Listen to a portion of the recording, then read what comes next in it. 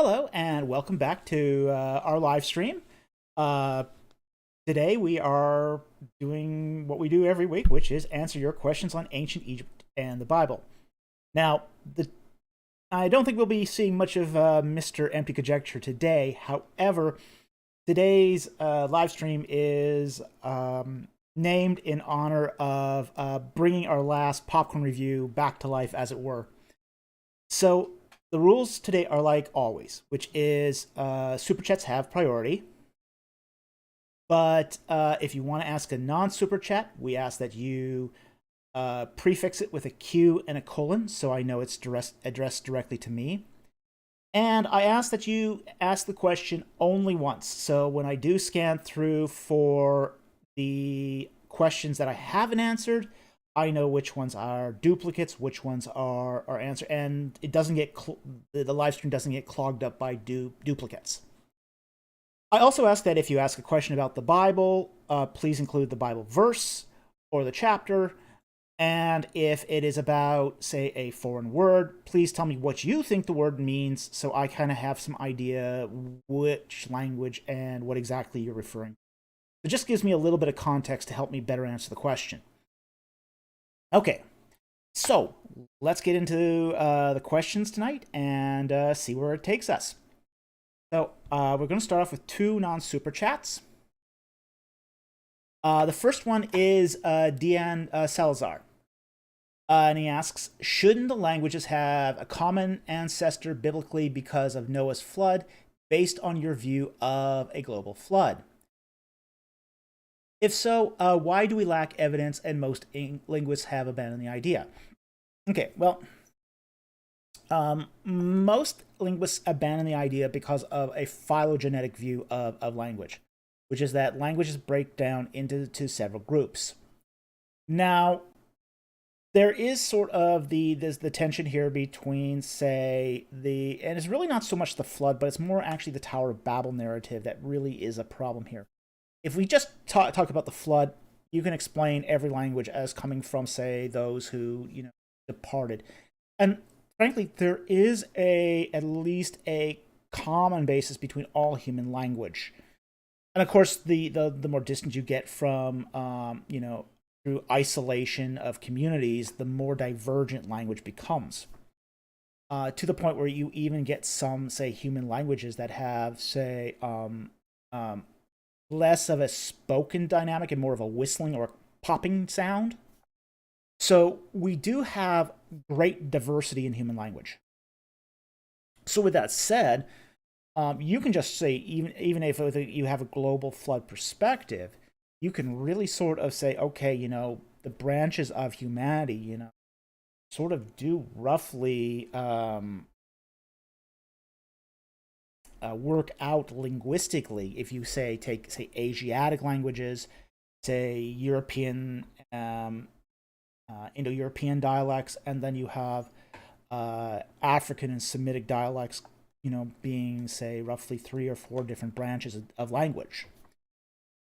So what tends to be much more of a problem, say, biblically, is trying to, say, overread the Tower of Babel narrative to say, well, this is the origin of language, which it really isn't. It's really more of a separation of peoples than it is anything else. So I don't think this is a problem for, say, a global flood narrative. Also, not a problem for a local flood narrative. It's really not a problem in this way. Now, if you're going to say that, say, all languages are descendant of African dialects, then okay, you're going to have some problems there too. Because, say, you can't really nail down all language to even, say, a coming out of a African dialect, an African root language. If you take, say, the out of Africa model, that's really sort of plain to, say, modern evolutionary theory. So there's a linguistic problem there too, because then you have to then say, well, aren't all languages coming out of, say, an African language, since all humanity came out of Africa? So it's the same question, and it's not really a problem in either case, because language does change over time, and it sometimes changes very dramatically over time. So anyway, I hope that answers the question. It's an interesting question. It's a very interesting question, but it's not a problem for, say, either evolution or, say, a flood model. It just isn't. So anyway, thank you very much. Okay. Now the next non-super chat. Let's see here. Okay. From Timotus Miara. Okay. And he asks, can we deduce from the fact that Potiphar sent Joseph only to prison and not killed him that he wasn't fully convinced of his wife's accusation? Was imprisoning a slave who attempted rape normal? Okay. One of the things we have to sort of understand here is he was being enslaved for Pharaoh's judgment. Now, this is actually it's not what's going on here. Isn't that he thought that Joseph was innocent? No, quite the opposite. He thinks he's guilty. He clearly thinks he's guilty. What's going on here is that we have, say,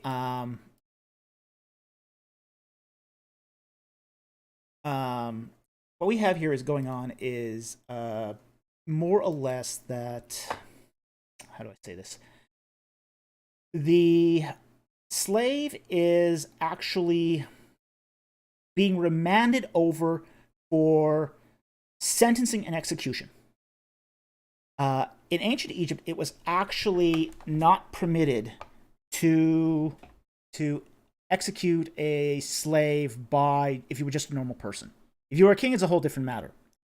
But if you are, say, just your average Joe, you are not permitted to do this. So what's going on here is that the slave here is essentially being remanded over to judgment to the king. And if the king finds you guilty, he then executes you. So it's a very, very different model here, what's going on. So with that said, we have to kind of understand here that that is a very sort of different way of, say, viewing the world. So what would happen is these prisoners would be held in a sort of a detention area until the king gets to you. And when the king gets to you, well, then that's a whole different matter. So what's going on is he's being remanded, he's being waiting, and then when the king gets to you and finds you guilty, then you get the chop, essentially. So anyway, that seems to be what's happening, and again, that's it wasn't that he found him, wasn't convinced, it's that he found him guilty and needed the king to do the dirty work, because that was the custom of the day. So anyway, thank you very much for the question. Very interesting question. Okay, now let's get to our super chats. Our very first super chat is by Brick Creation for $10. Thank you very much for the super chat. Do you think the Ark of the Covenant is in Ethiopia? No, I don't.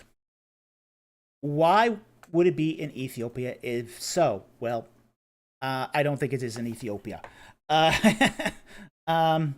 Basically, this comes out of a document called the Kebra Nagast. And the Kebra Nagast is a 13th century AD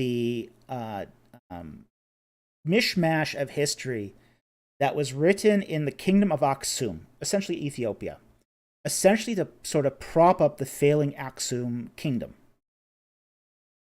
And as part of its tale of legitimacy is this sort of myth in there that the Queen of Sheba, or Saba, which is actually not in Aksum, but was later annexed by Aksum, goes to Solomon and then has a love affair with Solomon, and then comes back with stealing the, basically comes back, her son's born, he goes to Solomon, and then that son of Solomon and Saba Queen of Saba, basically steals the Ark, replaces it with a fake, and comes back to Aksum. Okay. Now, the problem with this is not only that the story is unreliable, but that the Ark of the Covenant is actually last seen in the scriptures by Josiah, who essentially renovates the temple for the Ark to be returned to it. The problem was with the temple was that it had become, under previous kings, so run down that the Ark, it wasn't safe to keep the Ark of the Covenant in there anymore, so they had to temporarily move it to another location. So, with that said, however, they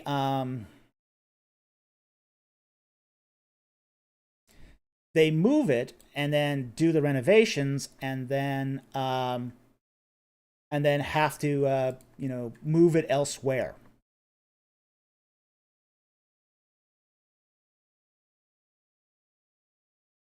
Yeah, it looks like we've kind of lost our video here sort of permanently, so I don't think we're not gonna be doing a video tonight. So it'll be just the icon here. So sometimes this does happen where my video does cut out. So you see me sort of tinkering with it. That's the reason. However, so it does look like we've kind of lost it for the night here. So, all right. Well, with that said, let's continue on, and we'll do the best we can here. So anyway, so brick creation, I don't think there's anything that's... Now, I'll add one other thing to this. Graham Hancock basically promoted the theory that St. Mary's of Zion held the Ark of the Covenant in its collection now, or in its church. Now, this has sort of continued to fuel things that it was that fueled the theory that the real Ark of the Covenant was being held in Ethiopia. However, every church in Ethiopia has what they call the Ark or a Teba, which is essentially just a box. It's essentially a box that's sort of used to... Sometimes it's used to hold scripture, sometimes it's used to hold other items. But essentially sort of... It kind of fulfills the role of an altar that we find in, say, more Catholic churches. So there's going to be an issue there with that, and I think that's going to be an issue as we sort of move on here. Now there was a young British officer who went into St. Mary's of Zion at the end of World War II, after the fascist Italians surrendered and handed over Ethiopia to the British. And he went in. He saw what constituted as the Ark in St. Mary's of Zion, and then went on and became a professor of ancient Near Eastern studies in England. And he's basically reported as saying that what he saw at St. Mary's of Zion was a medieval replica. It wasn't the real Ark of the Covenant. So, with that said, I think we're pretty much at the point where we can sort of dismiss this as being sort of a fanciful tale, but there's really no reason to suggest that the Ark of the Covenant is in Ethiopia. And I'll even add one more. Later Jewish myth that sort of said that the Queen of Saba and Solomon had, say, sexual relations, I think it's really sort of way out there too. I don't think there's any basis for that. The Queen of Saba was not a lone monarch. She was basically a queen of the King of Saba. This was a diplomatic envoy. She would have been watched by her retainers, who were probably there to make sure nothing happened. So I think that sort of those tales that you find in say Jewish mythology and the Talmud, I think are really just sort of off base, out there, and really just not worth the paper they're written on. Reason number 500, I always doubt the Talmud. So anyway, thank you very much for the super chat. Very much appreciate the question. We'll go on to the next super chat now. Okay, the next super chat is by Brick Creation again for $20. Thank you very much for the super chat. Any archaeological clues of Sodom and Gomorrah? Unfortunately, there isn't. I read that people found the actual site. You will find a lot of people who claim a lot of things. This is no, this is not unusual. I think Holy Kool-Aid dismissed El Haman, but I don't trust his research. I don't know about Ron Wyatt's either. Okay. I think Holy Kool-Aid is right to dismiss Tel El Haman. Ron Wyatt should be dismissed along with it, but for different reasons. Okay. Ron Wyatt moves, say, Zohar to, say, the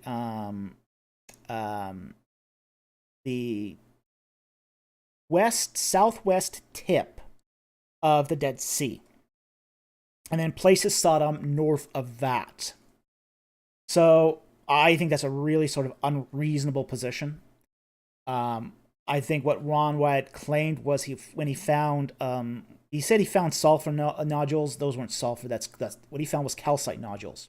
They're very, very common in that area.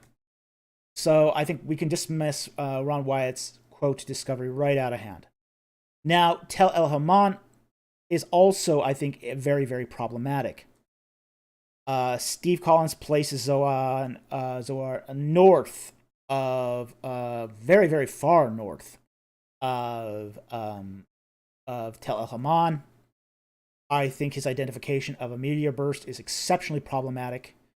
The destruction layer at Tel El Haman is no worse. In fact, it's less than you find at sites like Gezer or even Megiddo. I think there's some very, very poor stratigraphy being read there.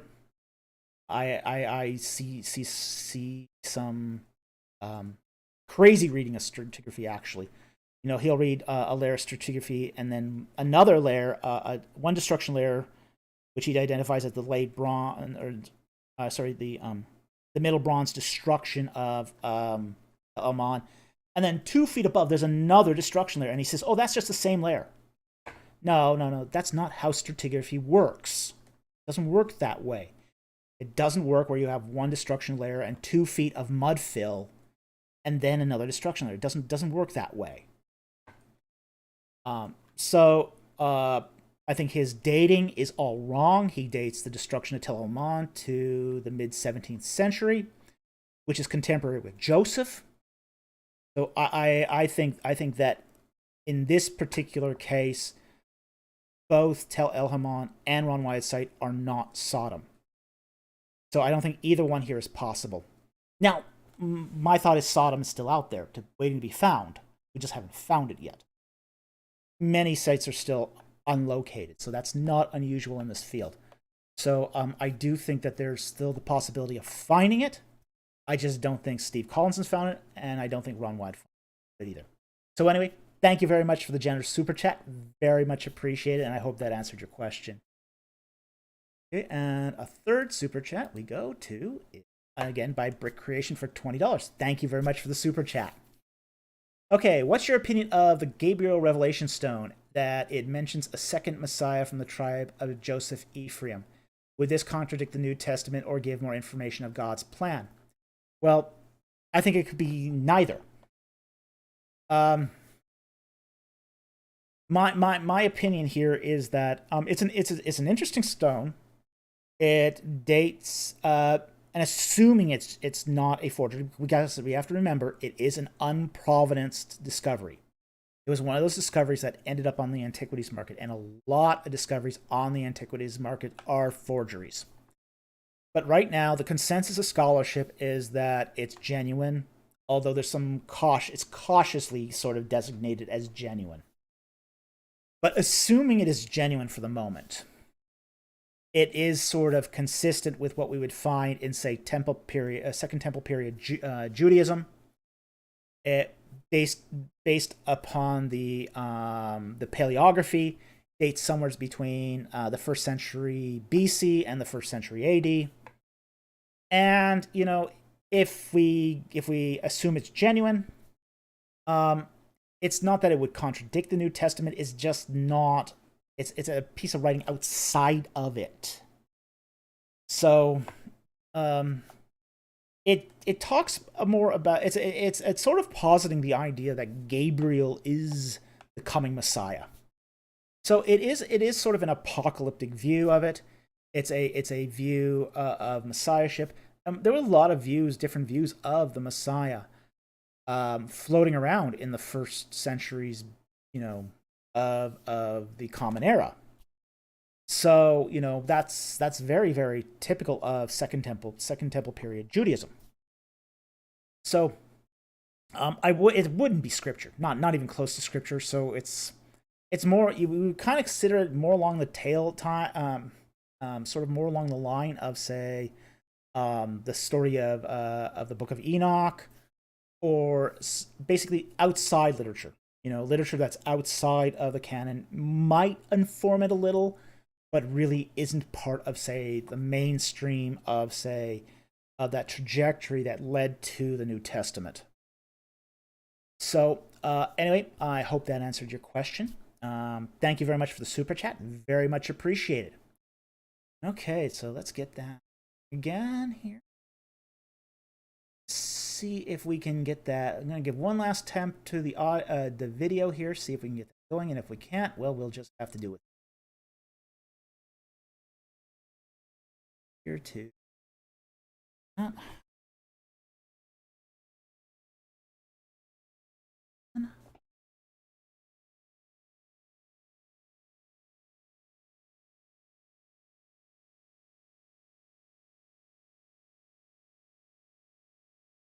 Yeah, well, no, we've got a complete black screen at the moment. Not look like that is coming. Oh wait, we got back. Just do the adjustments here, Sid. Okay, just a moment here as I sort of tinker with the. That's what I thought. Sometimes Windows asserts its own settings over things, and that clobbers our live stream. Lucky us. We are almost there. It'll just take a moment.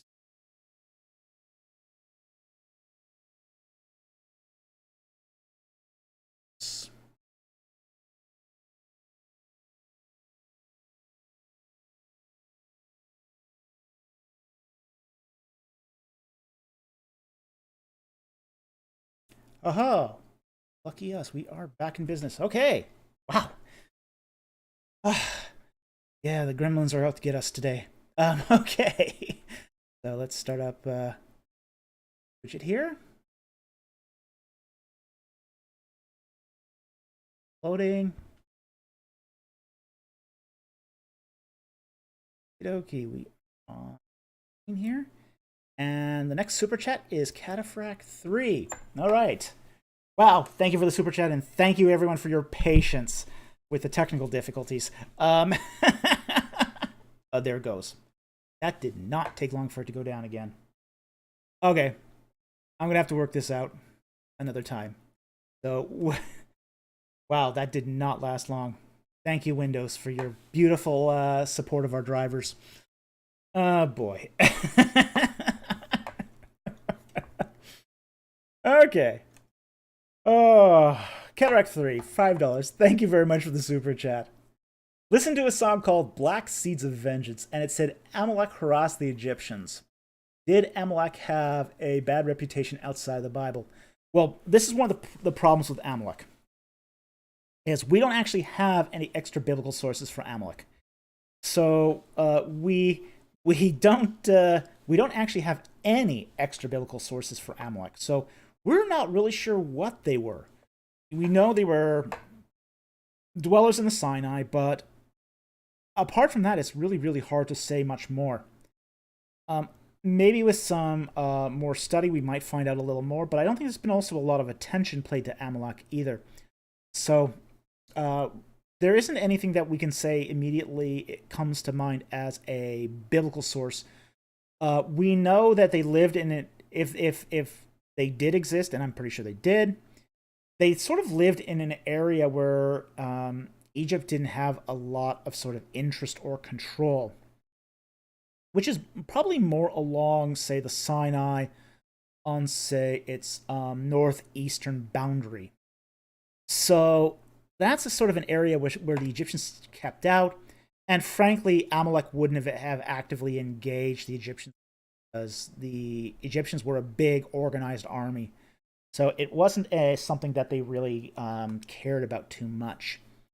So unfortunately, we don't actually have anything about Amalek amongst the Egyptians, good or bad. So this is just one of those things where we just have a deficit of information, and sometimes that just happens. So anyway, thank you very much for the super chat. Very much appreciated, and thank you for the question. Okay.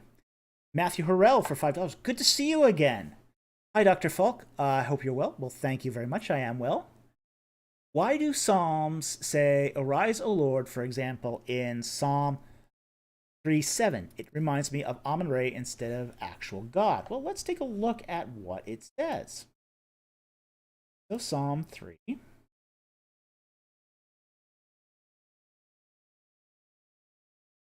Verse 7. Okay. Arise. Now, this is... The verse 7 says, "Arise, O Lord, save me, O my God, for thou hast smitten all my enemies on the cheek. Thou hast shattered the teeth of the wicked."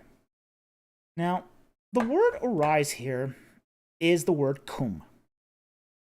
And it isn't sort of like, to be honest, rise up in the heavens, like you'd find, Amun-Re being referenced to. It's more of, say, stand up or stand to attention. Raise up like a man, as it were. And this is not anthropomorphic language, but it is sort of, be active. It's sort of that more of a connotation here. So, and I'm not going to say that there isn't some intertextuality, say, with the Psalms, because there is. Absolutely, there's definitely, we do find intertextuality in the Psalms with, say, Egyptian hymnody and writings. But at this particular case, this is sort of really sort of too short and too... I don't see here anything sort of directly relating with Amun-Re. And it's at the end of the Psalm too. In fact, the last line of it is, "Salvation belongs to the Lord. Blessed be, and thy blessing be upon thy people, Selah." So this is, I don't think this is a direct comparison, or even intertextuality with Amun-Re. Now, if it was sort of like rise up into the heavens, then maybe you might have a case there. But kum alone is much more a call to action than it is sort of a ascension into the sky as such. So I don't think we can say a lot more about that. So anyway, thank you very much for the super chat. Very much appreciate it. Okay, Sentinel Apologetics. Ho, ho, ho, ho. It's the Daddy Folk Popcorn King special. Well, you wish. Tonight is more the special of technical limitations than it is of popcorn, but...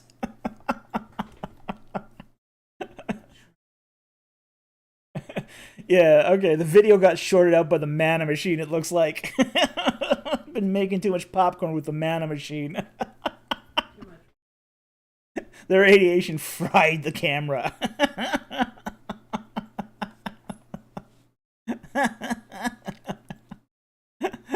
Well, thank you very much for the super chat. I very much appreciate it. Okay. 501 Mobius for $10. Thank you very much for the super chat. Why are there two versions of Aaron's death? Deuteronomy 10:6 and Numbers 20:28 plus Numbers 33:38. Okay, now that's going to be a tricky question because we got to reference all three here. So let's start with actually Numbers, because Numbers, take them in their sort of canonical order here. So Numbers 20:28.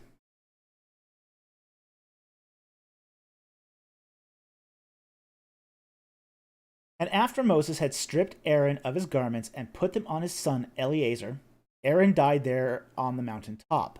Then Moses and Eleazar came down from the mountain. And when all the congregation saw that Aaron had died, all the house of Israel wept for Aaron 30 days. Okay, so that's the 2026 version. Let's go to the 33:8 version. Then Aaron the priest went up to Mount Hor at the command of the Lord and died there in the 40th year after the sons of Israel had come out of the land of Egypt on the first day in the 5th month. Okay. Aaron was 123 years old when he died on Mount Hor. Okay. So that's Numbers 28. Numbers 33:38. Now let's go to Deuteronomy. Deuteronomy 10, verse 6.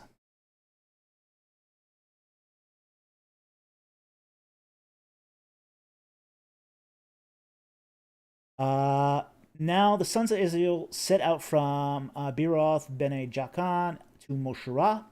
There Aaron died, and he was buried, and Eleazar his son ministered as priest in his place. Now, one of the things we have here, at least in the copy here, it looks almost like that this is sort of a gloss, which is basically an insertion into Deuteronomy 10:6. Now, one of the things about glosses is sometimes they are not always original to the text. So they're often marked in your Bibles as sort of, with parentheses to sort of warn you that it's a gloss. And basically, a gloss is a piece of text that's added to the text as a way of explaining things. So we don't. As I say, the problem with glosses is we don't always know if they're part of the original text. In the case of Deuteronomy 10:6, it might be. Some glosses turn out to be part of the original. Some don't. So we're not always sure with a gloss. We hope it is in the case of any gloss, but we don't bank on it. And the fact is that in the case of Deuteronomy 10:6, it looks, at least from my prima facie, essentially cursory look here. I mean, I haven't looked at this deeply. So from my cursory look, the gloss at least looks consistent with the more official version in verses 20, 28, and following. So what we got here is a gloss in Deuteronomy 10 to sort of explain what's going on in the passage, but it's sort of not part of, say, the chronicled narrative. So there's what the author's trying to do is sort of try to get you caught up, at least on what's going on by the time you start reading Deuteronomy 10. So that's the issue is not what's going on, say, in Numbers 20, Numbers 33. The issue is more what's going on in Deuteronomy. And from what we can tell, it looks to be that this is more of an explanatory note that's being added to Deuteronomy 10. Whether that is a original piece of text or whether that's a later gloss. We do know from text criticism that some glosses are not part of the inerrant world, or at least not part of the original writer's word. That doesn't mean it isn't inspired, because if it is something that's maybe added later on by Joshua, it's possible that Deuteronomy, the editor of Deuteronomy, was Joshua. I mean, that's completely possible. In which case, he's an inspired writer who's adding the gloss. So, we don't know how exactly Joshua handled all these papers that were given to him by Moses. Like, for example, the death sequence of Moses at the end of Deuteronomy is something that's clearly not written by Moses. Could have been written by Joshua. It's entirely possible. But as an inspired writer, he would have the imprimatur to do that writing. So,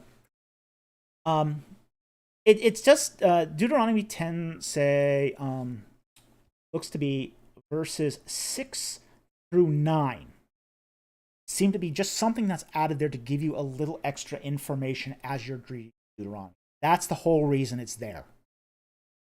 So I don't think it needs any explanation beyond that.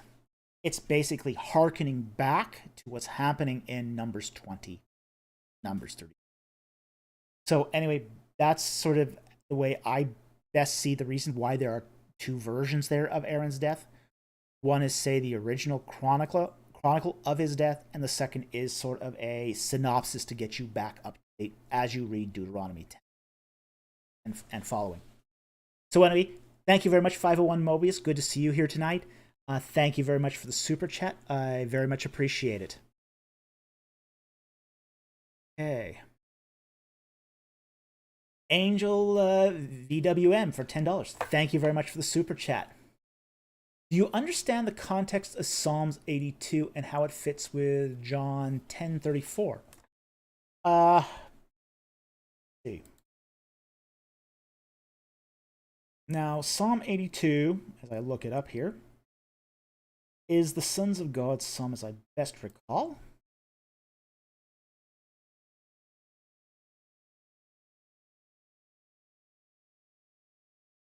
Psalm 82, let's see, it's a short one. Thing. God takes a stand in his own congregation. He judges in the midst of the rulers. That's Elohim. So in the midst of the gods, quite literally. How long will you judge unjustly and show partiality to the wicked, Selah? Vindicate the weak and the fatherless. Do justice to the afflicted and the destitute. Rescue the wicked and weak and the needy. Deliver them out of the hand of the wicked. They do not know, nor do they understand. They walk about in darkness. All the foundations of the earth are shaken. I said, you are gods, and all of you are sons of the Most High. That there is that you are gods, and you are sons of El Elyon, which is the name of the high god. And this harkens back to certain language that we find in, say, Deuteronomy 32 and Exodus 12. Nevertheless, you will die like men, and fail like any one of the princes. Arise, O God, you judge of the earth, for it is thou who dost possess all the nations. Okay. Now, John 10.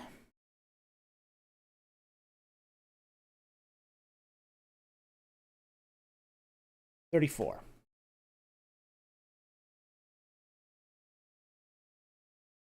Okay, so the Jews answer. I'll go back one verse, verse 33. And the Jews answered him, for a good work we do not stone, but for blasphemy, because you, being a man, make yourself out to be God. Now, I'm going to take a sneak peek at the. As there might be a little extra there.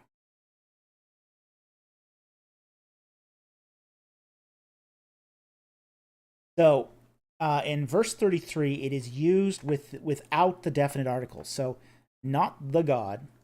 So, it can be here either qualitative, as in you make yourself out having the quality of God, or make yourself out a God.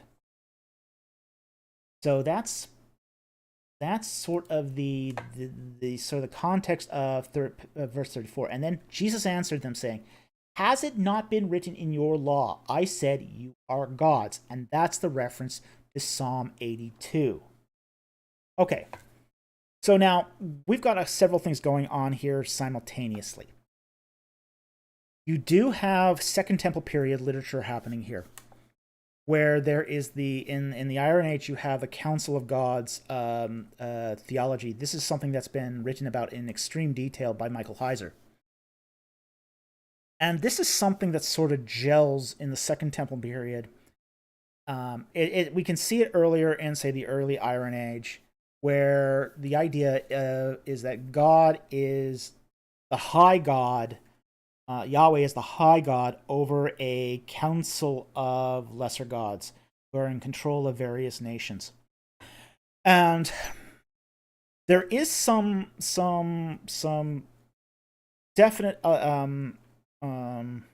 allusion to that in say to Second Temple period literature, and even in say the writing of say the Psalms, and possibly even to the Book of Job. But here's also the other thing too, is that one of the things I think we need to be very careful about here is that the whole idea of gods is it's not as precise as we kind of think it is. You know, we kind of come at this verse thinking, you know, when it talks about, you talk about God as in the singular, or gods as in a polytheism.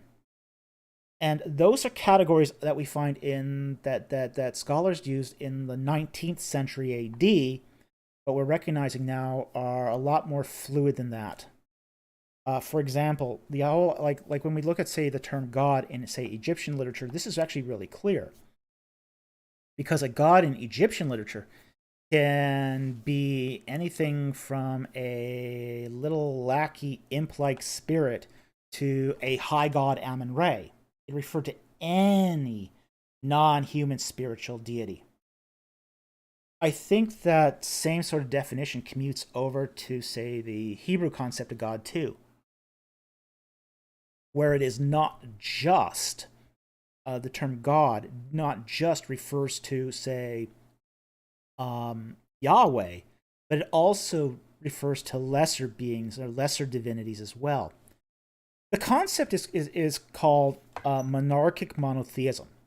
The idea that there's one main powerful, almighty, all-powerful, all-knowing God. And then there's these lesser spirits who are called like gods, but they're not really God Most High. So there is that, I think, that undercurrent happening here in, say, the Old Testament, where we have monarchic monotheism happen. So I think we have that going on in, say, Psalm 82, but we also have something else happen in Psalm 82 as well. When we look at, say, the context of Psalm 82, we have what we call in literature amphiboly. Now, amphiboly is when you have a writer who's writing about two things at the exact same time. There is an allusion in Psalm 82 to the Council of Gods, but this isn't the only meaning going on here. It's also talking about human judges. You know, how long will you, in verse 2, how long will you judge unjustly and show partiality to the wicked? Vindicate the weak and the fatherless. Do justice to the afflicted and the destitute. Rescue the weak and the needy. Deliver them out of the hand of the prophet, or out of the wicked. Do you not know, nor do they understand? They walk about in darkness. So this is also a judgment upon human judges and human powers and human potentates, kind of like, you know, the judgment of the 10th plague in Egypt in Exodus, where it is talking about, you know, the 10th plague being a judgment upon the gods, and how its judgment upon the gods is by killing the firstborn. Well, it's not the firstborn of divines, because, you know, the divine entities don't give birth. They have neither, you know, they have sex, nor do they procreate.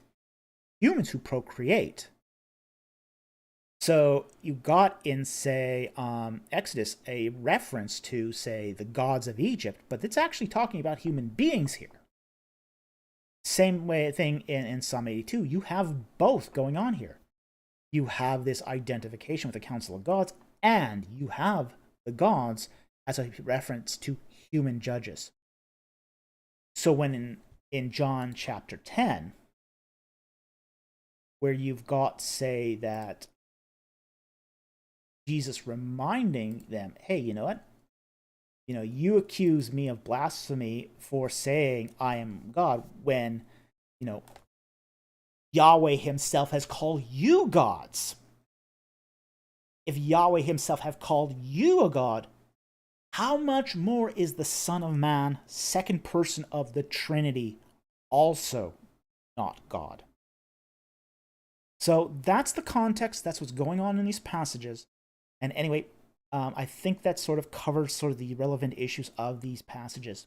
So anyway, Angel WVM, thank you very much for the super chat, and I hope that answered your question. And it's a great question, very complicated, but it takes a little time to unpack all that because it is so complicated. So anyway, I hope that answered your question. Thank you very much for the super chat.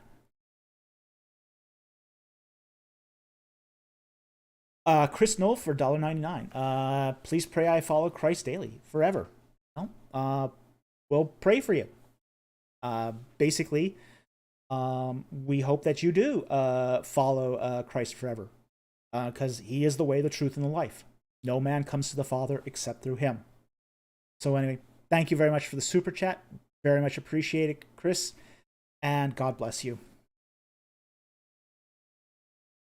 Okay, Matthew Harrell for $5. Thank you very much for the super chat. Most ancient papyri I've seen of Egyptians are with people with really dark skin. I think Egyptians are lighter skinned, so what's going on here? Okay, what you are seeing there is what is an ethnographic representation.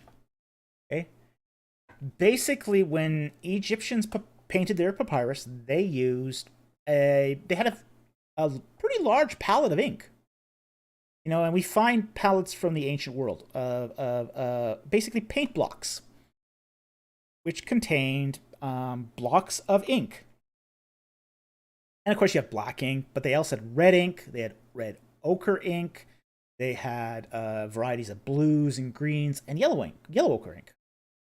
Well, when they painted people, they typically painted Egyptians according to what their sex was. They painted women and females with yellow paint, and they painted men using red ochre. And it's essentially a means of trying to pictorially distinguish between the sexes. So it's kind of like when we paint women wearing a dress or with long hair, or men with a beard. You know, it's the same sort of sex distinction. Because in one of the problems, say, in Egyptian paintings is, you know, men were clean shaven. How do you tell a man easily apart in painting? Well, he's a different color. He's ochre. That's how you tell him. Likewise, a woman may be dressed wearing a wig, but not if she's young. If she's young, she's probably just bald. So how do you tell them apart? Well, she's yellow. So red and yellow are kind of the traditional colors of sex in ancient Egypt. You know, kind of like how we say pink and blue. You know, pink for women, blue for men in Western culture. Egyptians have the same thing. It just happens to be different colors, yellow and red. So that's all that's going on there. Now, some have theorized that men are painted like ochre because they were more tan. Well, that's a theory, and that definitely may have been true for lower classes. It probably wasn't as true for the upper classes. The upper classes were probably indoors a lot more and probably, you know, did not do manual labor and did not develop the dark tans that, say, other people would have back then. So that's sort of what's going on there. So it's not really those papyri are not actually showing you dark skin. They're making the sex difference through iconography and through pictorial representation. So anyway, that's going on. Thank you very much for the question. Very interesting question. Very interesting question. I don't get that one very often. And thank you so much for the super chat. Every super chat helps us, and it's really good to see you here all together. Hey, and Angel VWM for $5. Would you recommend the ESV Archaeology Bible? I haven't seen the ESV Archaeology Bible, but I've seen the ESV Study Bible. And it's actually pretty good. I wouldn't there's a lot of really good editions of the ESV, various study Bibles out there. So I think there is the ESV is probably, at least the ESV, it's sort of its piloting committee has tried to do a really great attempt to try to make its study Bibles more approachable, more sort of fact filled. So I think overall they're pretty good, but I can't recommend the Archaeology Bible per se. As I said, I've seen the study Bible, I flipped through it, I've taken a look at it, and I think it's pretty good. But take that recommendation with a grain of salt, because I actually haven't seen it. But as I said, if it's anything like the study Bible, it'll probably be excellent.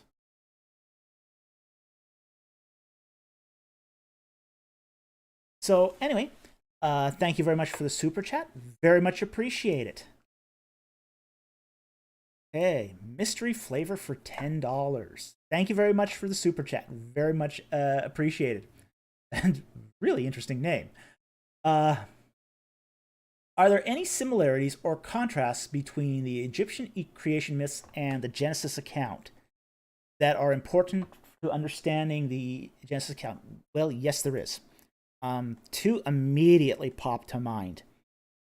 First is, say, the Memphite theology. Now, the Memphite theology is really about the Egyptian, basically how do I say this? Let's just say the cults of ancient Egypt weren't always one big happy family. The cults of ancient Egypt sometimes had rivalries, particularly over creation myths. And what would happen is they would often express these rivalries in writing. What we have for example, in the Memphite theology is a rivalry where the priest of Memphis, whose main god was Ptah, he's the mummiform, he's the mummy. He's a mummified god, he's got a bald head, and he's a creator god. And he's got a rivalry going on with the priesthood of Heliopolis, and Heliopolis being the cult center of the sun god Re, the falcon god who was another creator god. Well, in this particular match, the Memphite theology says that Ptah creates through his will, and he speaks and things come into existence. This is very similar to the Genesis account, where God creates, he says, "Let there be light," and there was light. God says something and it comes into being. Creation by voice and will. So that's one parallel that's very similar between Egyptian creation myths and the Genesis account. The other sort of aspect that's really similar is the creation of man out of the dirt, the Adamah. And some people have even speculated that Adamah is not just a dirt, but a kind of clay. So when we talk about, say, when we look at, say, the Khnum myth in ancient Egypt, where the god Khnum was another creator myth. Yeah, the Egyptians had a lot of creator myths. The ram-headed god Khnum creates mankind on a potter's wheel. We have illustrations of this, say, at Luxor Temple and at other temples in Egypt. But Khnum is basically, he's got a potter's wheel, and he creates man and woman out of the clay on a potter's wheel. So those are two very important parallels that we find in Egyptian creation myths with the Genesis account. So, there is some sort of intertextuality going on there. So that's very interesting. Now, the thing with intertextuality here is that it can be both used to confirm or deny certain aspects of ancient myth. Sometimes intertextuality is used to say, hey, yeah, the ancient myths got this right. Other times it says, no, ancient myths got this wrong. So, we find both instances in, say, Genesis where intertextuality is used both ways. So anyway, I hope that answers your question. Thank you very much for the super chat. Very, very much appreciate it. Okay, wow, we got a lot of questions tonight. All right, Jonathan Monroe for $5. Thank you very much for the super chat. What was your issues with theistic evolution, and what are your thoughts why some Christians who study A&E are appealing to theistic evolution? Okay. My problems with theistic evolution, and frankly, I'm not going to endorse any particular theory of origins. I have not come to a decision on this. There's nothing here that strikes me as being particularly right or compelling about any sort of the current models. So I just want to lay that right out there. So it's not that I have any particular beef with the evolution. I just have a beef with all matters of origins right now. So this is what I'm going to say is about going to be I'm taking the equal opportunity abuser approach here, which is I would apply some of these same criticisms to other theories of origins as well. So not just theistic evolution. My problem with theistic evolution is twofold. The first thing is the whole matter of evolution in general, which is that I've got some scientific beefs against it. There's I see a lot of ad hoc reasoning in say the scientific theory of evolution. I see some issues where it doesn't even abide by its own rules. There's some circularity in there that I find not so appealing. I'm not anti-science, don't get me wrong. And it's maybe even possible that evolution is true. I'm not a subject matter expert on evolution, but I have not found it personally compelling myself. Okay, so that's sort of that's my issue number one.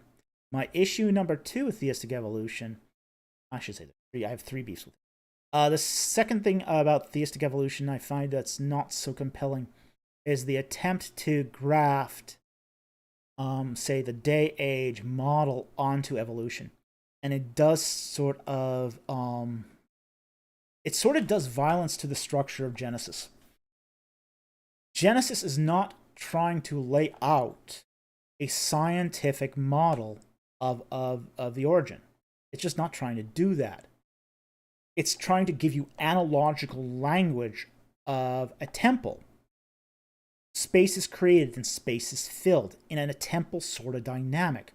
And I think when you try to graft the theory of evolution on top of that, it distorts the original model that Genesis is trying to give you. It distorts the message. It turns Genesis 1 from a temple-centric model of origins into an evolutionary model of origins. So it subverts the original message of Genesis. So I think that is a real problem. And the other thing I think is problematic about theistic evolution is the whole idea of death before the fall. Now, I know that death before the fall is hotly debated. It's hotly debated between theologians. It's I get that this is an area of extreme controversy. For me, this is still a problem. It's still a problem, and it's something that I do very much need. I think needs to be addressed in a better way by both sides. Okay. I think it needs to be better explained amongst, say, people who take more of an evolutionary perspective of why that is compatible with the Bible. I also likewise think that creationists need to do a better job of saying why death isn't incompatible with the Bible. Okay? So both sides need to do a better job on this. I don't think any one side's doing a good job on this. I think both sides are doing a really, really crummy job of explaining that. So, those are sort of my three beefs with theistic evolution. But I can apply sort of several beefs to every model of origins, which is why I'm sort of taking the sort of sit back and see model at the moment. So I I think it's appealing to a lot of Christians. I think it sort of gives them a compatibilist view. So I think that's the reason why a lot of them do it. Ultimately, I think a lot of theologians take this view. And it's not just Christians who study the ancient Near East, it's a lot of Christians in general who take views that are compatibilist in nature. But then again, too, I don't feel that. I think one of the things that I think that has one of the really unfortunate things that have come out of, say, the evolution creationist debates is it's sort of forcing people into a choice that, frankly, we don't even need to make. We don't even need to make this choice. Why make this choice? Evolution's a theory in flux still to this day. When I first went to university, I was a science major. That's my early program. I was a biochemistry major. And I did the physical sciences. So, one of the things that you go to university, you learn a certain theory of evolution, and it's different than, say, the original Darwinian evolution, and the neo-Darwinianism is, when I went to school, neo-Darwinism was, on its way out and being replaced by punctuated equilibrium. Well, nowadays, punctuated equilibrium is going on its way out, and it's being replaced by an epigenetic view of evolution. So why am I deciding to sort of throw my lot with any view, knowing that it's just going to change in 25 years? I think we get impatient because of the creationist evolution debate, when we should just sit back and say, well, let them fight it out. Let us see who comes on top. There's nothing compelling us to subscribe to any one particular view at this point. I don't need the credibility of saying, hey, I throw my hat in with evolution to be scientific. All I have to do is say, well, there's a debate going on. Let's wait and see. Let's see where the evidence goes. So anyway, those are my thoughts on that topic. Thank you very much for the super chat. Very much appreciated. Thank you very much. Great question too. Okay. But Voltaeus Catalyst for $4.99. Thank you very much for the super chat.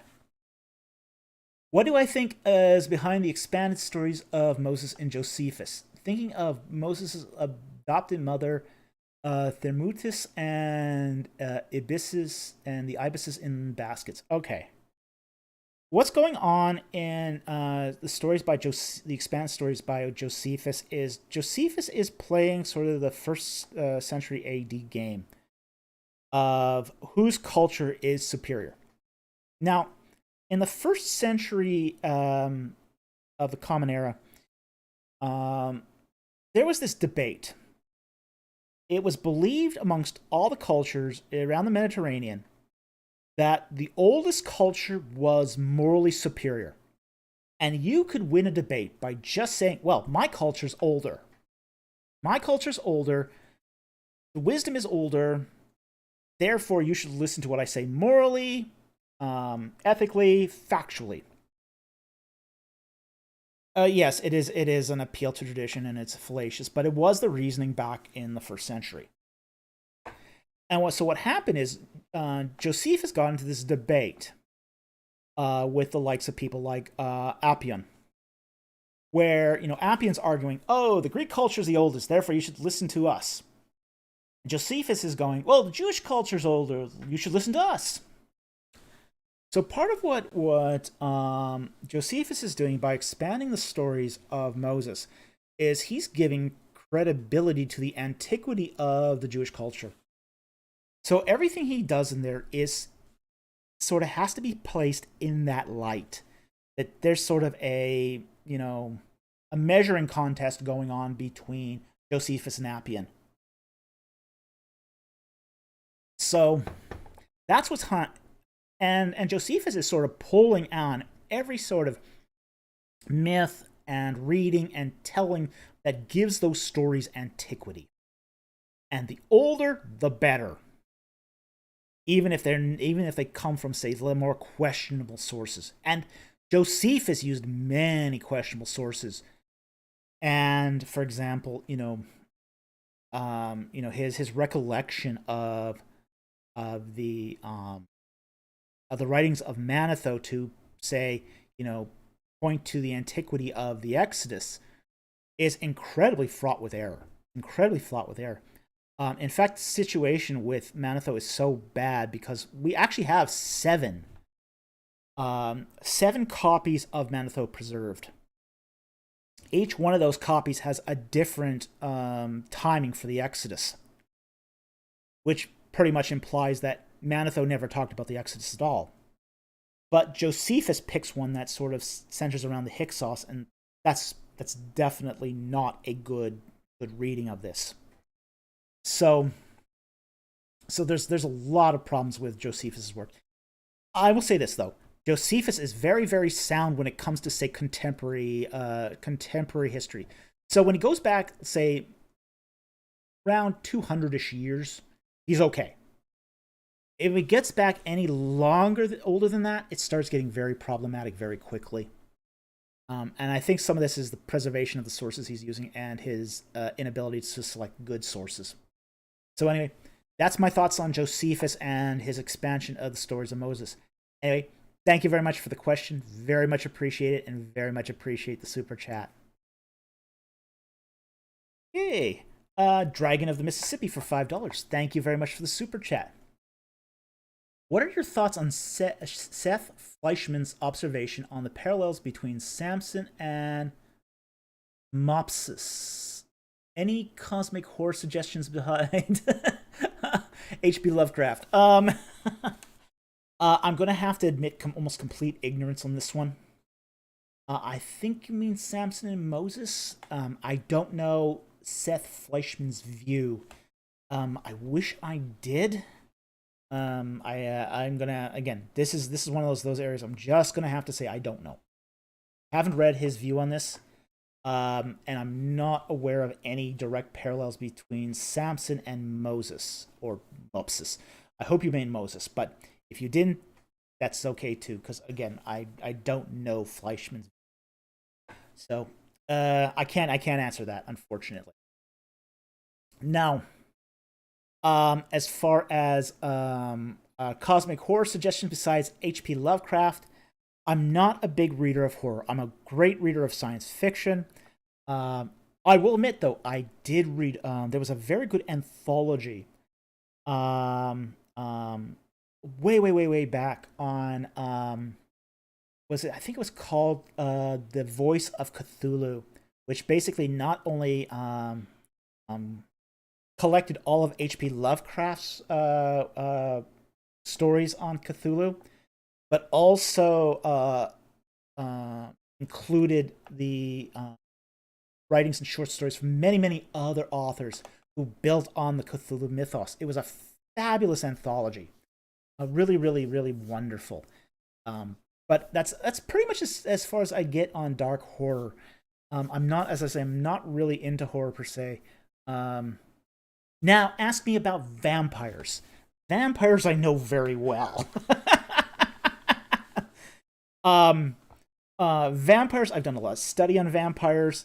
I've done a lot of, especially TV and movies. I've done a lot of work on vampire lore. Yeah, I'm much more into vampires than I am into cosmic horror. So, I've even published a peer-reviewed article on vampires, living vampires, modern vampires, and vampire religion. But so I'm much more into, say, ghouls that suck blood than sort of ghouls that lurk into ancient crypts, as it were. So anyway, I'm sorry to sort of wash out on both those questions, but I do very much appreciate the super chat. And I thank you very much for the contribution, even though I disappointed you on the question. So anyway, thank you very much and have a great one. Okay. Matthew Harrell for $5 again. Thank you very much for the super chat. How can we read pagan literature for biblical context without worshiping pagan gods? I worry sometimes that I get close to doing so. Okay. Well, okay. I'm going to give you two pieces of advice. If it becomes a point of stumbling, don't do it.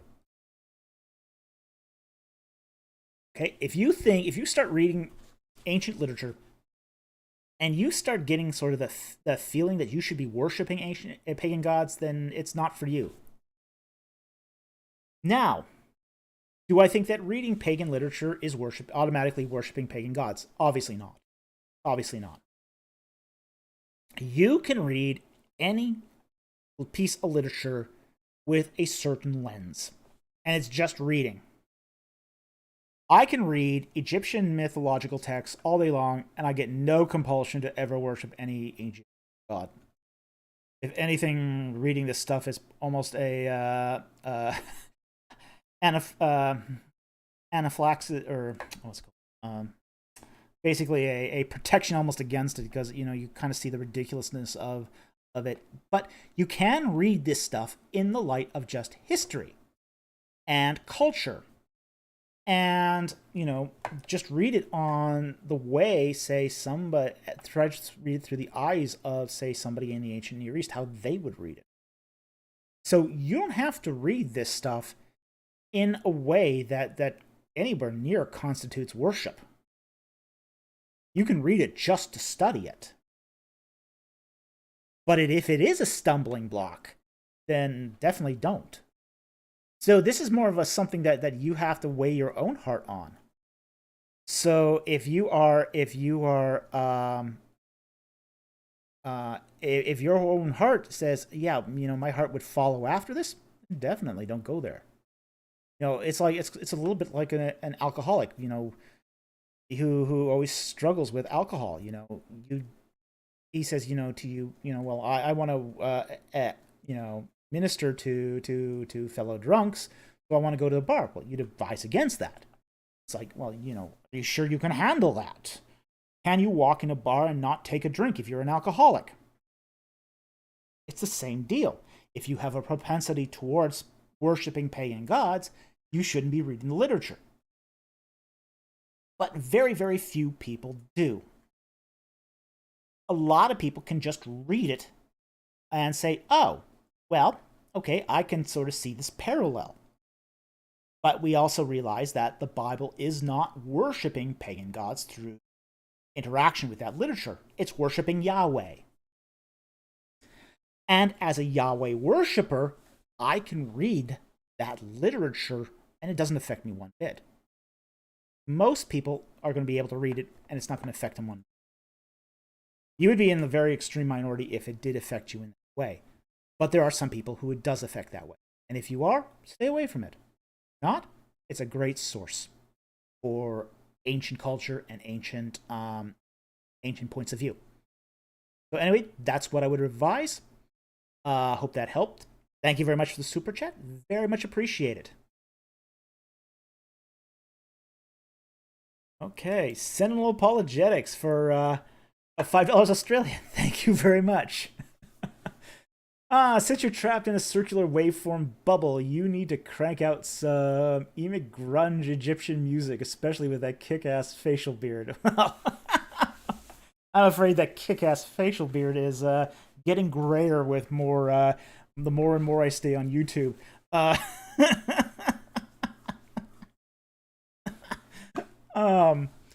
don't have a lot of epic grunge Egyptian music, but there's some out there. We'll see that. I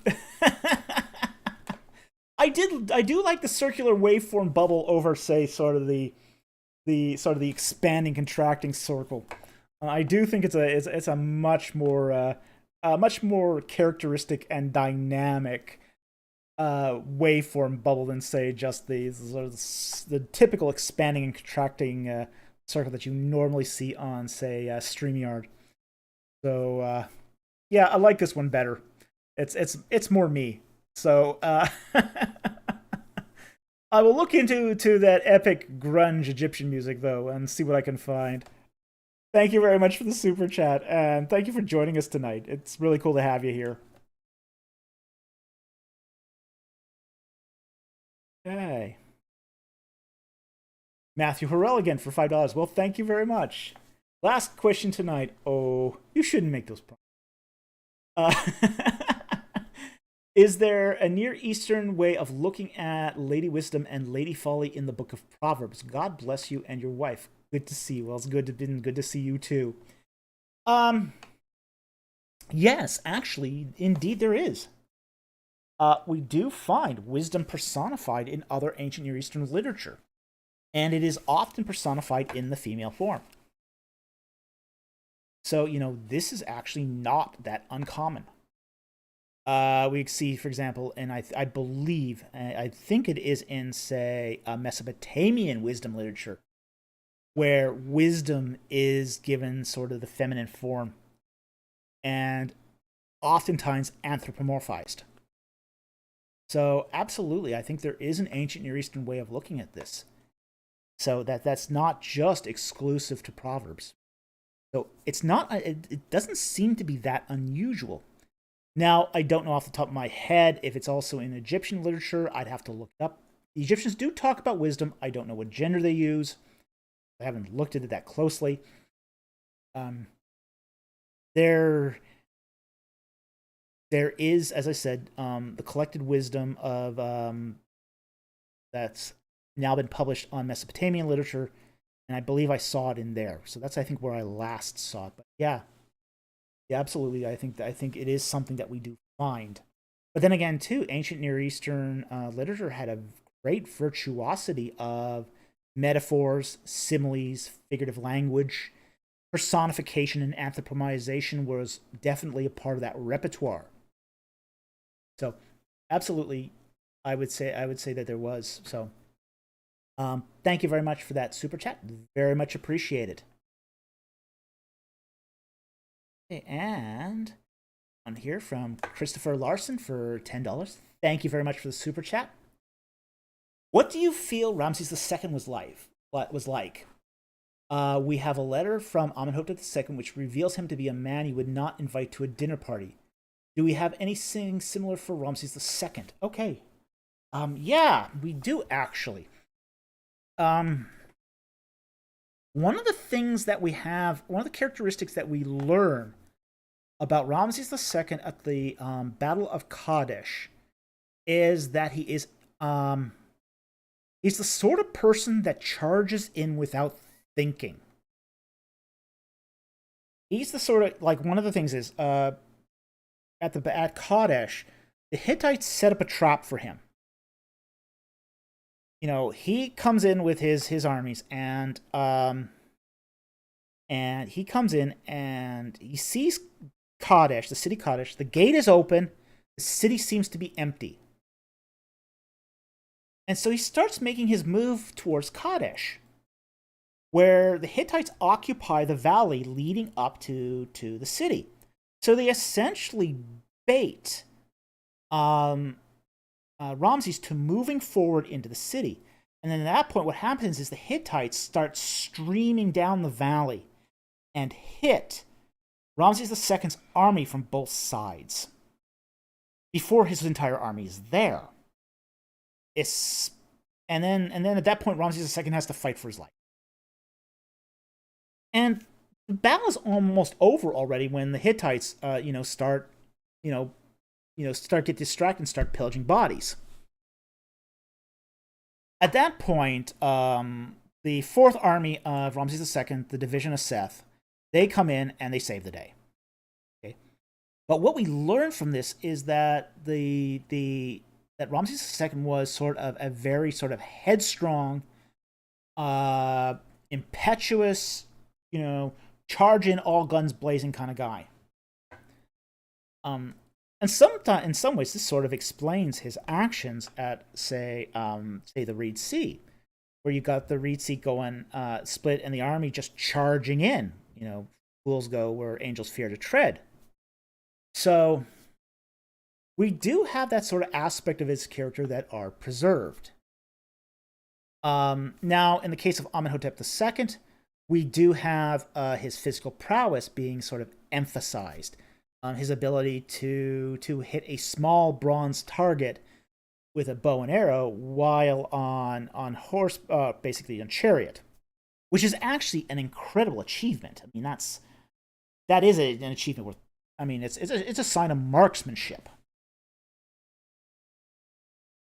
And all kings had to brag about their physical prowess. So even sort of the painting we get of, say, Amenhotep II isn't unlike any other portrayal that we would get of, say, any king of ancient Egypt, because physical prowess was part of the job.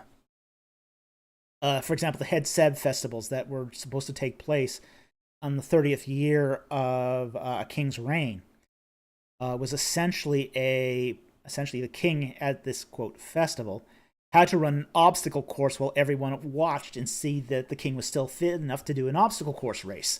Of course, some of the kings were in their 90s when they had to try to do this feat, which might have actually shortened their lifespan, but it was part of the job. Physical prowess was a part of every king's job. So I don't think we can take too much from the letters of Amenhotep II into his character, but we do have that one small glimpse of Ramses II's character in the way he sort of pursued his actions at Kadesh. So anyway, thank you very much for the question. Thank you for the generous super chat. Very much appreciate it. Okay. Jonathan Monroe for $4.99. Are there any books that you would recommend on ANA comparisons to Old Testament and geography books? Thank you. Okay, that's two different questions wrapped up in one, but we'll take that. For ANA comparison, I would recommend the books of John Walton. I think John Walton does this very, very well. He's an excellent writer. I think he does some excellent work on ANA comparisons. Very, very similar to the sort of work I do on ANA comparisons. So I would highly recommend the books of John Walton for comparisons to the Old Testament. For geography books, I would recommend two books, and there's sort of overlapping content, so you can pick one or the other. The first one is Barry Beitzel's Moody Atlas of the Bible.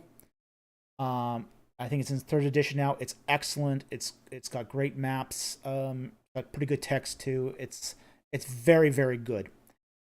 The other one is Alan Millard and Paul Lawrence's Atlas of the Bible. I think that one's also very good, especially the big volume.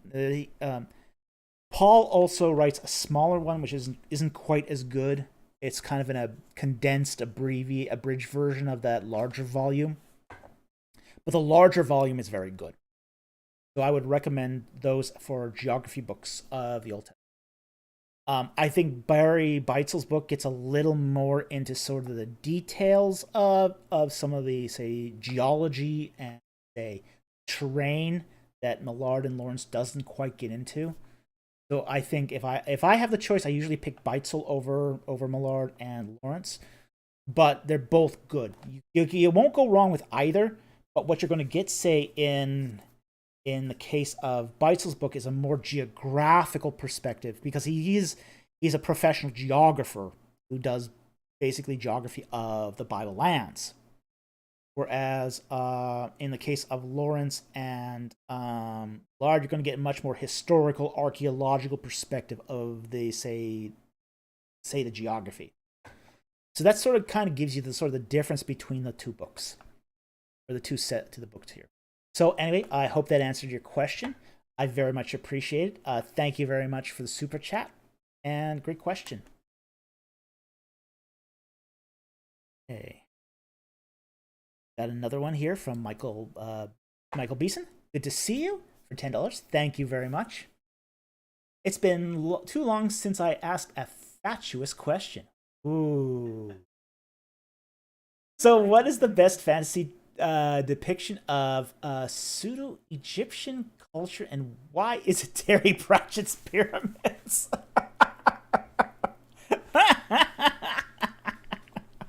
You know, I've read a lot of Pratchett, but I have not actually read his pyramids.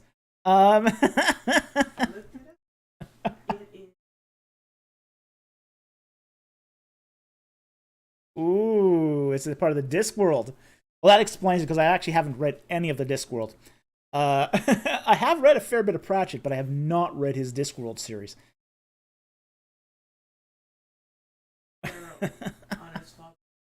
Well, my wife just gave me the synopsis here.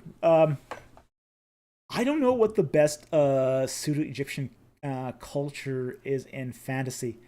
Um, there was one I read way back, and I cannot remember the name of it, so it wouldn't be very helpful. But no, I never met Patchett in person.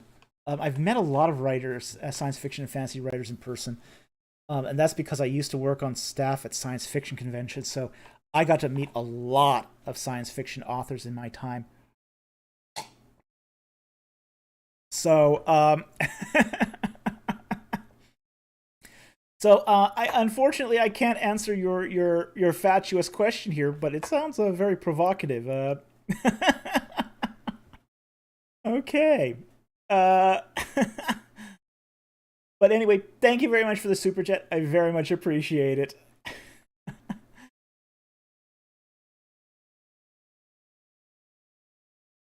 Okay, Sean Horton for $10. Thank you very much for the super chat. Does modern identity politics echo in the ancient Near Eastern idea of community identity? Am I just joining in on the parallel mania? I think you're just joining in on the parallel mania here. Community. I mean, there was ideas of community in the ancient Near East. That much is true. Identity politics is really a modern phenomenon, and it comes out of post-modernity. The ancient world really didn't have that sort of idea going on. Now, part of the problem is that the whole idea of even say race and identity politics and critical race theory, these are all say modern concepts.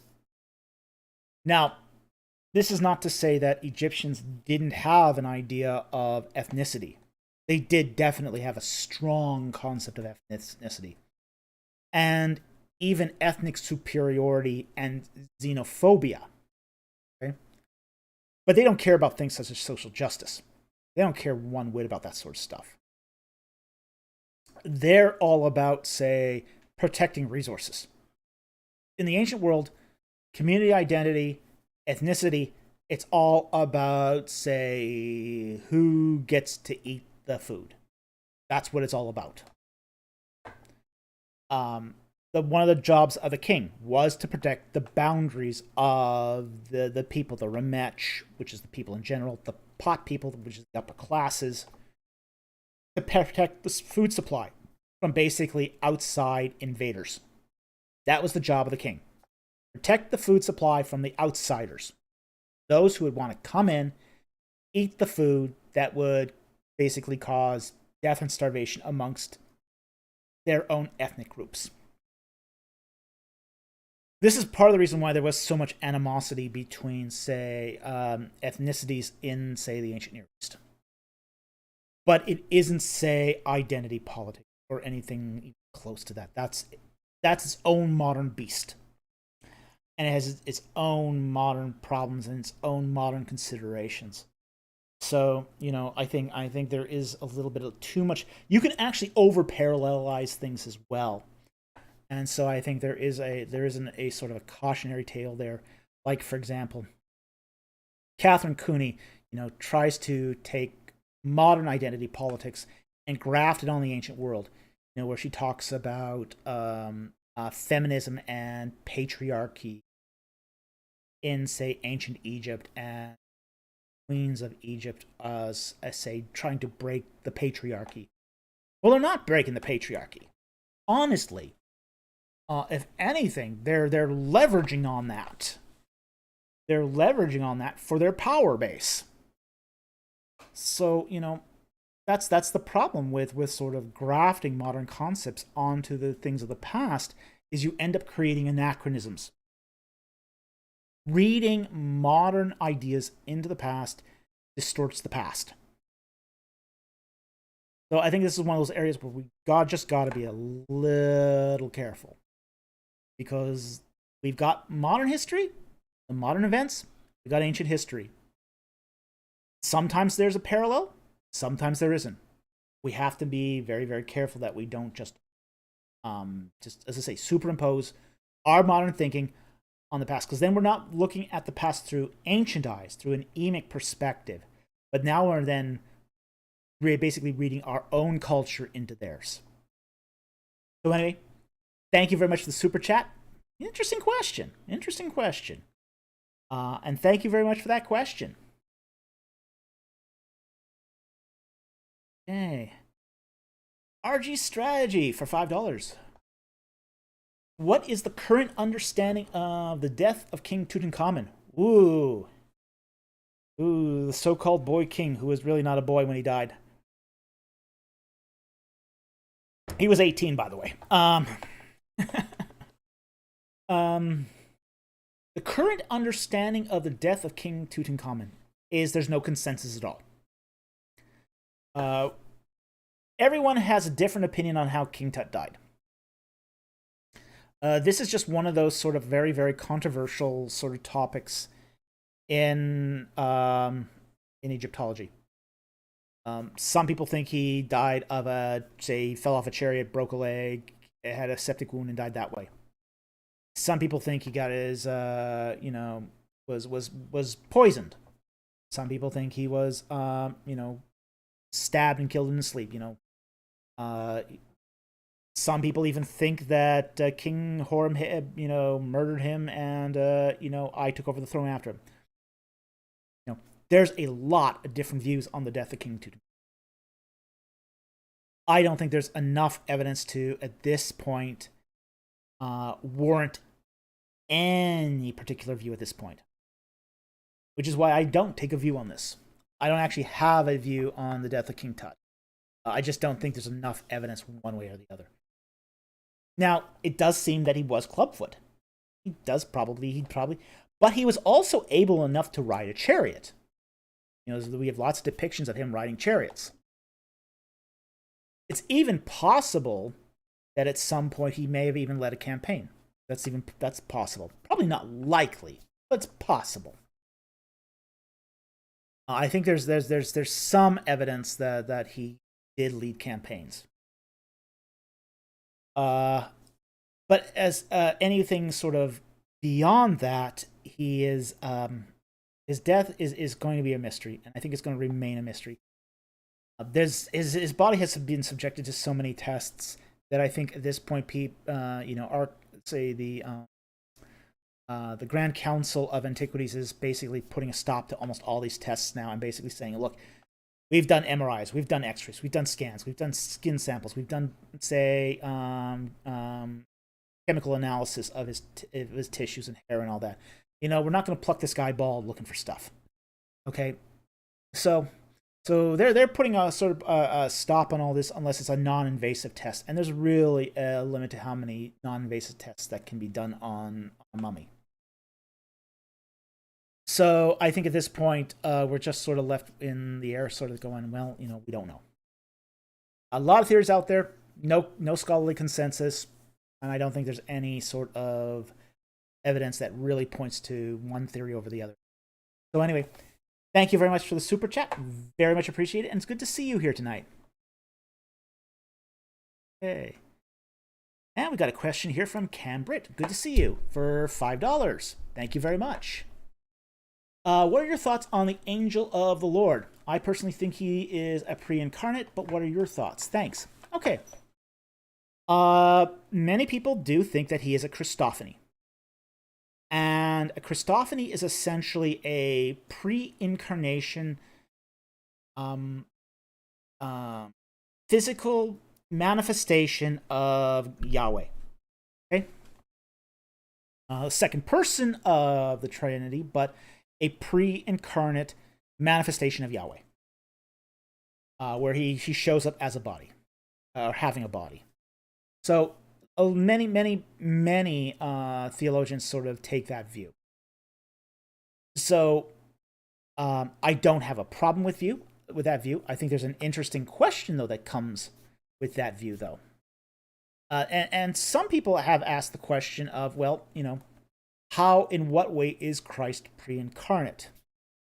Well, if we say, take a temporal view of this issue, I think some question is, well, is is that Christophany, either Christ, who is the resurrected Lord going back in time with his resurrected body, since time is not a limitation for a timeless God, to make those Christophanies, or is this Christ taking on, say, the form of, say, an angel, with, say, a virtual kind of body, as it were, in anticipation of his incarnation? Nobody really knows. We don't have evidence one way or the other. Either could be true. So, there's some theologians have varying ideas of this.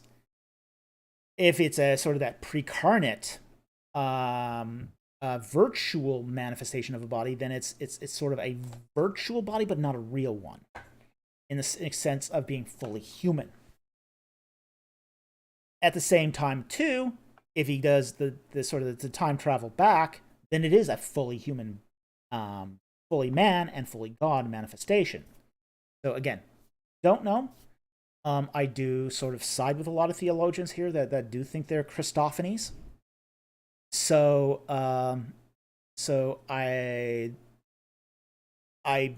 would agree with you that the many manifestations of the angel of the Lord are precarnate incarnation visitations by the second person of the Trinity. So anyway, that's my thought on the issue.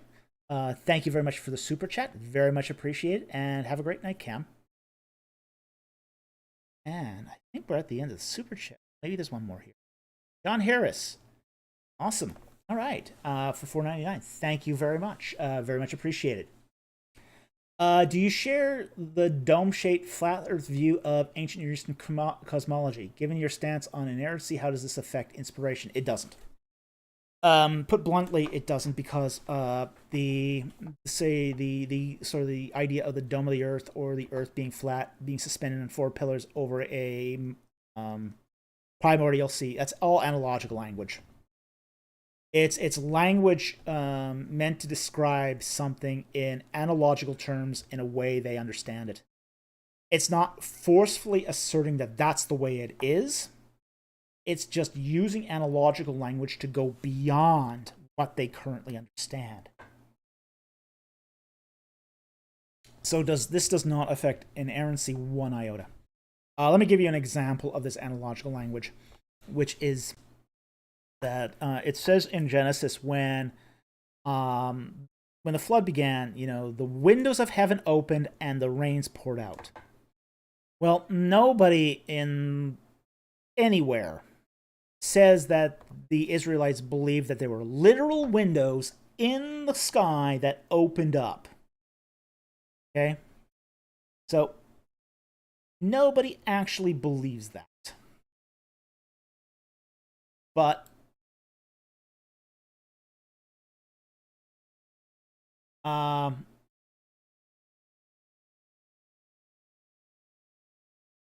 what we have here is a idea that, in the case of, say, the dome shape or the flat Earth view, that the idea is that the Earth is a dome. And you know what? It is sort of a dome shaped because of the curvature of the Earth. Now, they didn't understand that the whole thing was a globe. Although the globe understanding of the Earth is actually pretty early. It actually dates to the Greek times. So already during the times of the Greek philosophers, they had already figured out the curvature of the Earth and that it was a globe. So they already knew that by, say, the Hellenistic period. Okay? But as far as, you can figure out sort of it's a globe by, you walk on the Earth and you no longer see the other side. You disappear over the edge the further you get. So, the idea that it's a dome-shaped, that's a really sort of logical understanding here. And the idea of it being a dome shape is still analogical. So, I don't. I think there is that view. To answer your first question a little more tightly, I do think they had that view. I think A&E cosmology definitely had that view. So I think that's definitely, they layered it. As I said, there was a watery sea above the firmament. They had the idea of, say, the sky, and then the dome of the earth, and then, say, the pillars of the earth, and then, say, the sea beneath, the waters beneath. So yes, that was definitely an ancient Near Eastern cosmology. No question about it. But it doesn't affect inspiration one way. So anyway, thank you very much for the super chat. I very much appreciate it. And good question. Okay, that's it for the super chats. We got a little more time, so let's take a few non-super chats. I will start scrolling. Let's see here, what's a good non-super chat?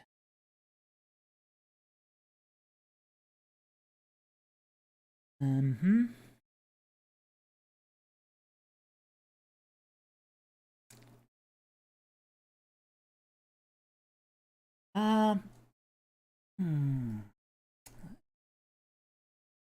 Something that's really interesting. Really interesting. At least one something me.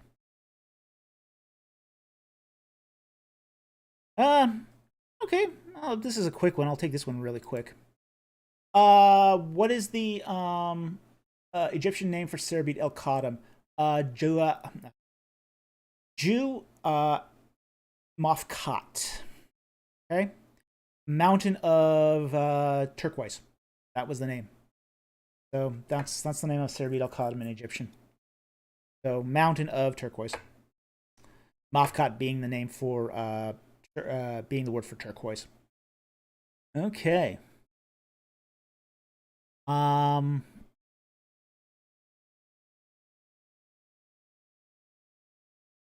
will take this one next by the Camel Leopard. Okay, interesting name. Do we have any way of knowing the identity of Moshe's adopted grandfather? No, we actually don't. Part of it is because we don't actually know the identity of Moshe's adopted mother.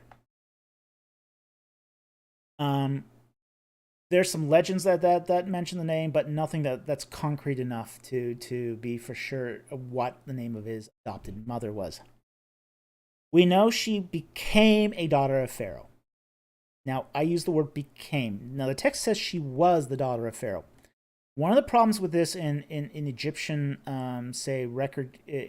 Egyptian culture, is that every woman in ancient Egypt had the almost absolute right to adopt a child as her son, except the daughter of the king. The daughter of a king did not have the prerogative to adopt on her own initiative. So that being given the case, the reason why is it affected her marriageability and the line of succession. She couldn't be married off to support his power base within Egypt because she already had, say, an adopted child. That made her less desirable. Also, though, it's also a problem because it could potentially tinker with the line of succession. So, daughters of the kings did not have. They basically had to. They didn't have the right to marry on their own, which a lot of women had. Most women in Egypt did have the right to do. She also did not have the right to adopt on her own. So in that particular case, what's clear is that Moses' adopted mother had to have adopted Moses before she became daughter of a king. We see this happen where a dynasty is alive and then suddenly becomes in line for the throne. This happens during the Ramessides. Basically, when Ramses I becomes crown prince and then later comes to the throne, he's already a grandfather. Ramses I, but when Ramses I comes to the throne, he was just a general. He was just a vizier. He was not royal blood. But when he comes to the throne, his son Seti the First is alive, and his grandson Ramses II is also alive. He's a grandfather with a large family. So Moses' adopted mother could have been either the daughter of Ramses I or even a daughter of Seti I. In either way, she would then become retroactively known as a daughter of the king, and essentially all the children she adopted would also be retroactively, basically, the son of a daughter of a king. So because of that, we can sort of narrow his adopted grandfather down to probably either Ramses I or Seti I. But we cannot be exactly sure. But that's the most likely possibility. So anyway, thank you very much for the question. Very much appreciated. Okay, so let's take another question.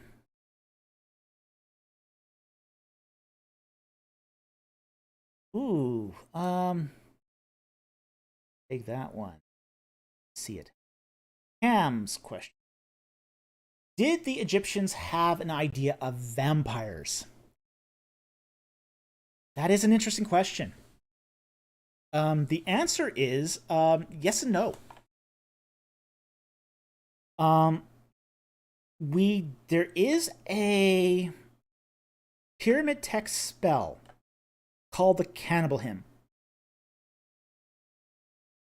And what it is the king eating the flesh and drinking the blood of his enemies to gain their power. So while the Egyptians did not have the idea of vampires as, say, reanimated dead that drank blood, they didn't have that idea. That idea seems to come out of, say, more medieval period European legend. But they did have this idea, and it's very early. It's like 5th dynasty where this hymn developed, that a king could gain the power of his enemies by sort of consuming them. Now, in reality, they didn't do this in practice. But it was actually sort of a play on the idea that the dead become reconstituted by their identification with Osiris, that the limbs and the flesh of Osiris become sort of part of them and reinvigorate them as well in the afterlife. So what we have here is not actually the living king eating the dead flesh and blood of his enemies, but the dead king assimilating the flesh and blood of his dead enemies to become, say, godlike. So he becomes a god through this method, and then moves on into the Amduat, the afterlife, to continue on his rule as a king. So anyway, I hope that answers your question. Thank you very much for the question. Interesting question. Okay.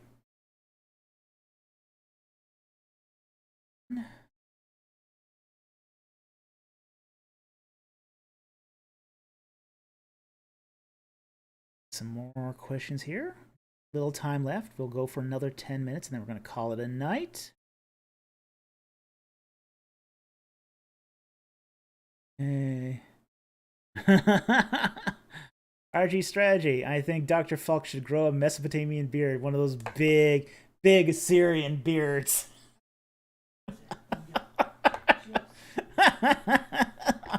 Yeah, I don't think my wife will tolerate that. But they did. I will say this: the Assyrians did have magnificent beards.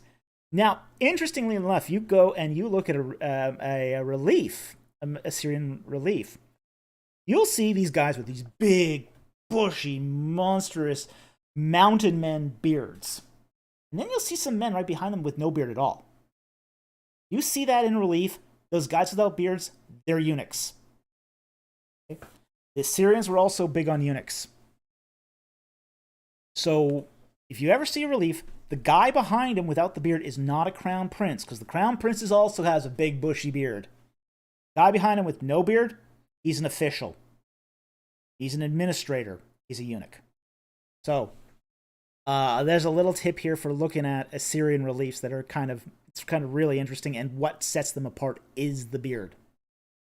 You'll also see some generals too with beards as well. So soldiers will also have big Assyrian beards, but usually not as massive as the kings. But they'll also have beards. But they are magnificent, I will say that, and beautifully done in reliefs. Okay, let's see what else we got. Any other cool questions? That one was a cool question I have. Okay, and let's see.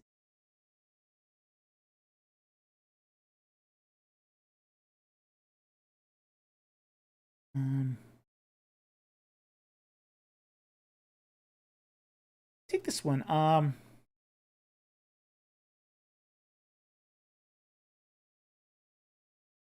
going to take this one not because of the question itself, but because of its implications. Warrior of Most High. Are the supposed Egyptian artifacts real or fake? Unanswered question from the last live stream. That I had heard that a ruined pyramid was found too. I think you are talking, if I best recall, the unanswered question you're talking about is the sort of, what was it, the Godson or whatever, supposedly hieroglyphs found in Australia. Those are all fake. Those are absolutely fake. I think that's what you're referring to, because that's what I remember seeing that question last live stream. I think that's what you were talking about. The Egyptians never made it to Australia. Now, I hope that I got that. I remember that question from last live stream correctly. You can't count on my memory to remember things as long as a week ago. So much happens on my channel in a single week that's really hard for me to sort of remember what happens on the previous live stream. There is a reference to that on Ancient Aliens and conspiracy documentaries. You also see it on several YouTube channels too. Now, one of the interesting things, and this brings up a broader issue about Egyptian artifacts in general. To a trained Egyptologist, it is it's almost idiotically simple to tell a fake from the real McCoy.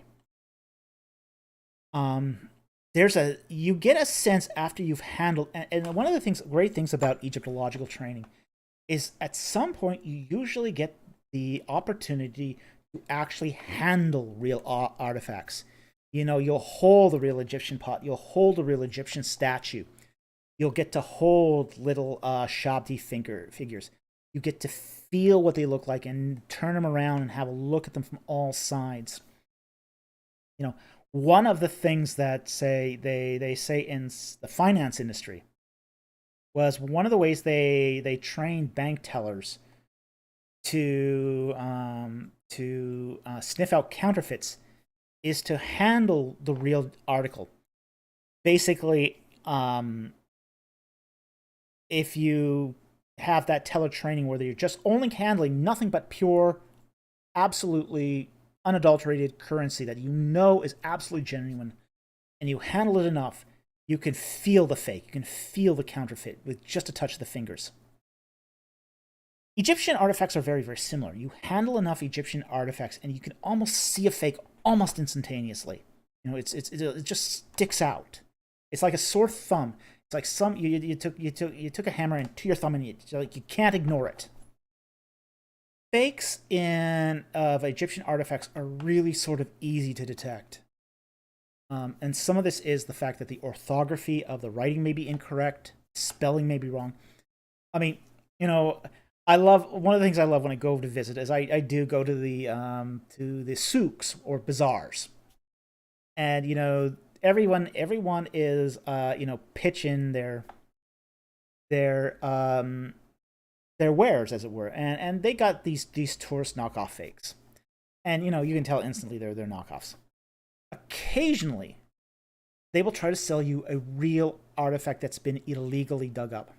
I was with a tour group, and we went into this papyrus shop, and they had some statues there too, the fakes not only, but they took a couple of our tour group to the back room, and tried to sell them an artifact, and they brought me over to the archaeologist and said, hey, is this thing real? And I said, yeah, it's real. Leave it alone.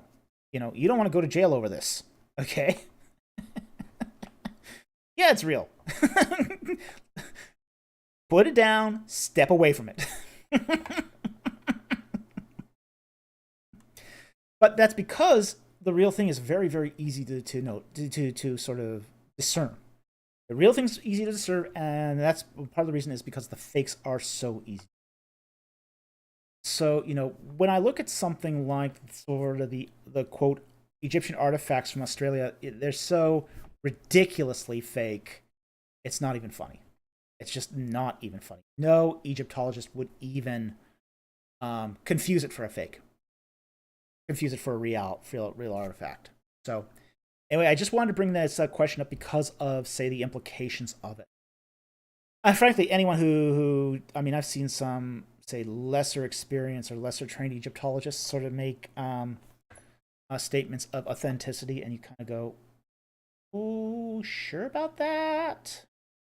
So, but the better trained an Egyptologist is, the less likely he's going to be duped by one of these things. Just because, again, the fakes are generally so obvious. So anyway, thank you for the question. It's an interesting question, so took it. Righty. A couple more. We're calling it a night.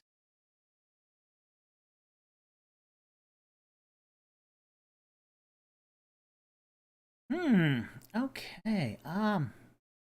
Take this one. Riggs. I'm gonna butcher this. Forgive me.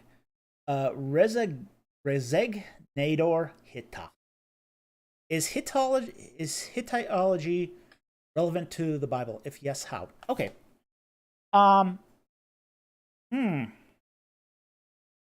I would say it's one of the things that is relevant is the establishment of the framework of history itself. Now, it's not the most relevant thing to the Bible. Now, there were some interactions between Hittites and people in the Bible. We know Abraham had some interaction with the Hittites. We know during, say, the Kingdom period, there was some interaction with the Neo-Hittites. Basically what happened to Hittites after the fall of the Hittite New Kingdom. So there is some interaction. We do find some Hittite words in the Bible. Not many, but there are some. I think probably the greatest contribution studies in Hittites does give us is actually in the form of chronology. Some of the letters that the Hittites produced have survived, and some of them are even royal letters. We have letters between, say, Ramses II and the Hittite royal court. We also have a lot of records between the Hittite royal court and, say, the Assyrians and the Babylonians. So this provides us, say, synchronisms that we can use for purposes of chronology. So it's not, study of Hittitology is not directly relevant to the Bible, but it's indirectly relevant to the Bible. It does inform our knowledge of the Bible, but it's, say, less relevant than, say, a study of Assyriology or Egyptology even. So I think it's an interesting question. I think the Hittite language is very interesting. It's a fascinating form. It uses two different scripts, Luvian and a modified form of cuneiform. It's an Indo-European language, so it's not a Semitic language. So you have that learning curve involved as well. It's not the easiest language to learn. It has, as I say, it has indirect relevance, but it's not directly relevant to the Bible for the most part. So anyway, I hope that answers your question. It's a good question. Thank you very much. And frankly, it's just interesting just to study on its own. The Hittites are a neat culture. Very interesting culture. So I think it's great. It's a great culture to study if you get the opportunity. And I definitely, if you were going to school, take the language. because the language is difficult. I will take one more question, and I think we're going to call it a night after that.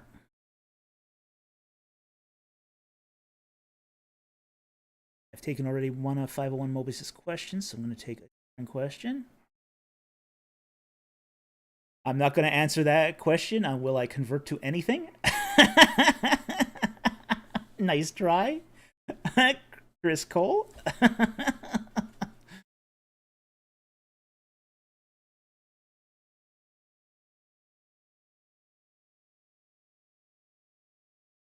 Okay. I'm going to take this one here, because this is actually, and this will be our last, definitely non-super chat for the night, and possibly if we don't get another super chat, it will be the last question for the night. Summon the person. Okay. Where could the Israelites have gotten their weapons after escaping Egypt? Now, we have to understand that the Israelites were not technological dummies, at least not technological dummies for living in the late Bronze Age. They knew they had brought with them people who were skilled in metallurgy. Basically, they were craftsmen. You know, there was Bezalel and who built the Ark of the Covenant, and he did so using being able to shape bronze, gold and silver, etc. They could do woodwork with primitive saws. So there was very little they couldn't actually do with what they had.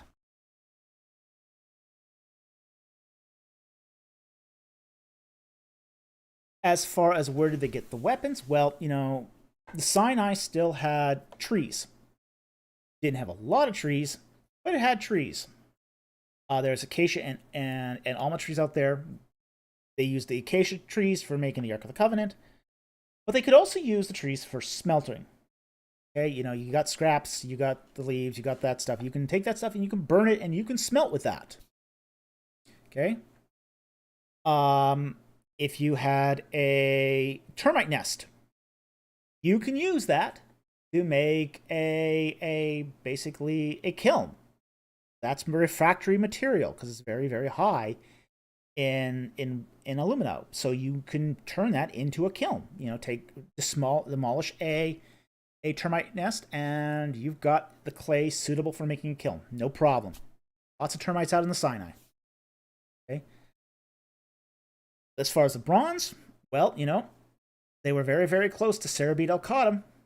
Now, there's nothing saying that, you know, they couldn't have made a swing by there, picked up some ore, take that with them, as well as the bronze that they took with them when they plundered the Egyptians. There's lots of places they could have gotten the bronze. They didn't even have to smelt it themselves. They could have just, as I said, this could have been just what they plundered.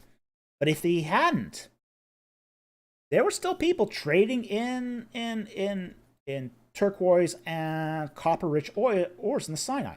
The Sinai is very rich in copper ore. So, very easy for them to get this material. So then, once you've got a smelter or a forge, and you melt your bronze, you can easily, after that, take it and just hammer it into spearheads. And you got weapons. There you go. There's your weapons. And frankly, the spear was still the weapon of choice of the ancient world. Wouldn't be that hard. So, you know, and my feeling is, too, that, you know, the metal workers who came with the Israelites when they left after escaping Egypt, they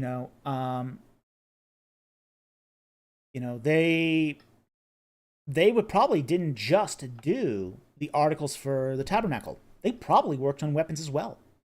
Because this is what was true of most metal workers. You know, most metal workers didn't do just one thing.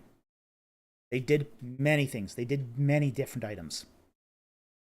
They would have been well versed in doing everything from, say, horseshoes for chariots, right down to doing, say, scissors, razors. We actually find all sorts of various different bronze tools from ancient Egypt. So, you know, they would have done razors, they would have done pins, they would have done fish hooks, although they went fishing in Sinai, they could make fish hooks once they reached water. They could do needles, various types of scissors, mirrors. I mean, there's a huge panoply of options of different objects that metal workers in ancient Egypt were able to do. And presumably, if those people that were skilled in all the crafts of Egypt, like Bezalel, came with the Israelites, then they would have had that knowledge too. So, you know, they I mean, weapons were easy enough to make. They had the supplies, they had the technology, and they certainly had the means and the opportunity to do it. So anyway, thank you very much for that question. It's a very interesting question. There's really no impediment for them, none at all. Easy enough to make. It's easy enough to make an improvised weapon, and they don't even have. I mean, bronze is one of those things that's work hardened. So basically, the more they form it, the harder it gets. So all you have to do is make it to the head to spearhead until it comes to a point, and you pretty much have got yourself a weapon. So anyway, that's going to be our last question for the night. I want to thank you all for joining us tonight. I want to thank the people who donated generously to the super chats tonight. I thank you very much. I very much appreciate your generosity. Your generosity helps get this channel going and keeps us going. I also want to thank those who are our Patreon supporters. I really, really appreciate it. I want to thank everyone who's been helping us out with our polls this week in the community section. And I want to thank those who have recently also donated to our GoFundMe campaign to bring to you a book on the 10 plagues of the Exodus from an Egyptian perspective. So with that said, I want to wish everyone a great night. Thank you very much for watching, and I will see you next time on Ancient Egypt and the Bible.